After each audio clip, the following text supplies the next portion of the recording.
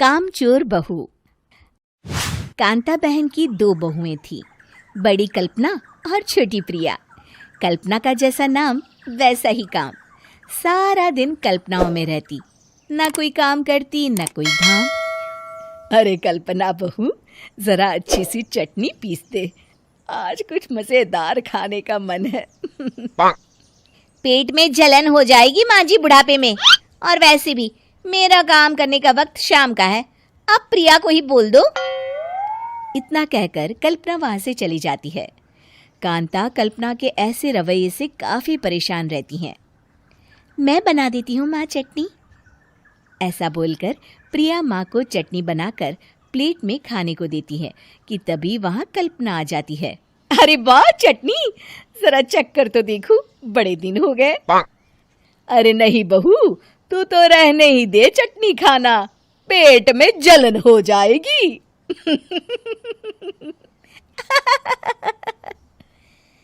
इतना कहकर कांता और प्रिया दोनों हंसने लगते हैं। कल्पना सारा दिन या तो मोबाइल में यूट्यूब देखती या फिर सोती रहती। उसका कमरा भी बिखरा और गंदा रहता। एक दिन कल्पना का पति अशोक उससे कहता है, अरे कल्पना, जानवर भी उस जगह को साफ कर लेता है जहां वो बैठता है, तुम तो इंसान हो, कैसे इतने गंदे कमरे में रह लेती हो? देखो सारा सामान यहाँ वहां बिखरा पड़ा है। ज्यादा अपनी माँ का बोल ना बोलो। हाँ, कमरा तुम्हारा भी तो है, गंदा लग रहा है तो साफ कर लो। पता नहीं तुम्हारे साथ मैं कैसे जिंदगी बिताऊंगा। इतना कहकर अशोक वहां से चला जाता है। कल्पना बस खाना खाने कमरे से बाहर आती और फिर से कमरे में चली जाती। इससे कांता बहन काफी परेशान रहती। एक दिन प्रिया कांता से कहती है, माँ, मैं सारा दिन काम करके थक जाती हूँ, आप कल्पना दीदी से कहिए ना कि सुबह और शाम का काम बांट ले।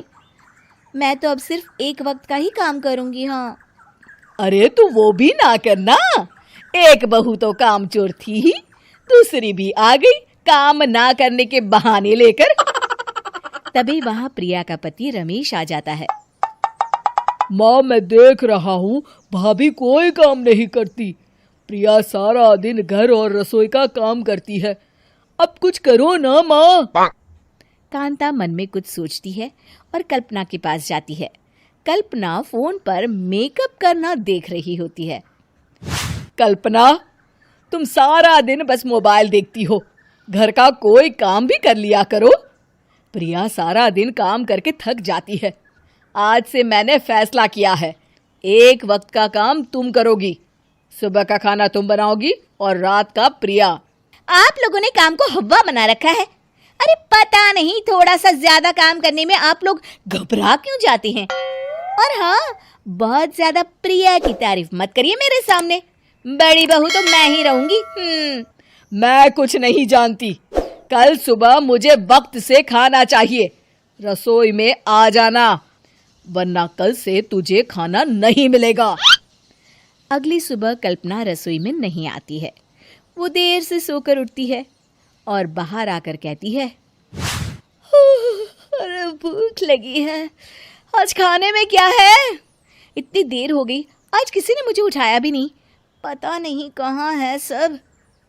कल्पना को घर में कोई नहीं दिखता। वो रसोई की तरफ जाती है जहां बड़ा सा ताला लगा होता है। अरे रसोई में ताला! ओ, मैं तो भूल ही गई थी। माँ ने आज से सुबह का खाना मुझे बनाने को कहा था। हे भगवान, इतने लोगों का खाना बनाना क्या आसान है? तभी घर के सारे सदस्य बाहर से वापस आते हैं। वाह माँ जी, मजा आ गया छोले भटूरे खाकर।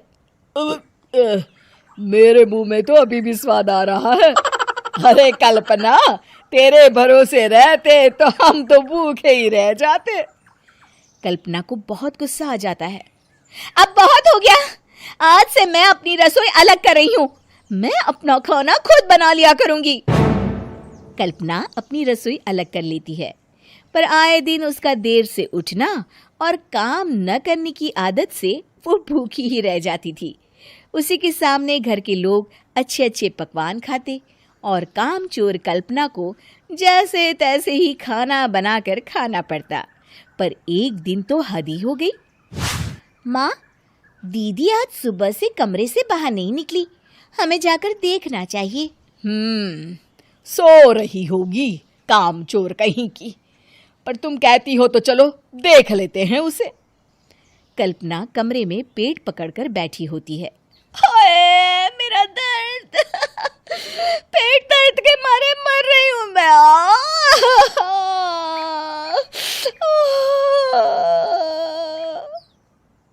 अरे दीदी, क्या हुआ? पेट में दर्द क्यों हो रहा है? डॉक्टर को दिखाया आपने? माँ, कल्पना खड़ी होती है और माँ जी के पास आती है। मुझे माफ कर दीजिए, अब से मैं सारे काम में मदद करूंगी, कभी आलस और काम चोरी नहीं करूंगी। हाँ हाँ, वो तो ठीक है, लेकिन अचानक क्या हो गया जो तू काम करने को तैयार हो गई? कामचोर कल्पना। माँ, लगातार बासी और उल्टा पुल्टा खाना खाने के कारण मेरे पेट में इन्फेक्शन हो गया है। काम न करना पड़े इसलिए मैं 2 दिन का खाना एक दिन ही बना लेती थी। बासी और खराब खाना खाने के कारण लेने के देने पड़ गए। पेट में दर्द हो रहा है। चलो अच्छा हुआ, देर आए दुरुस्त आए।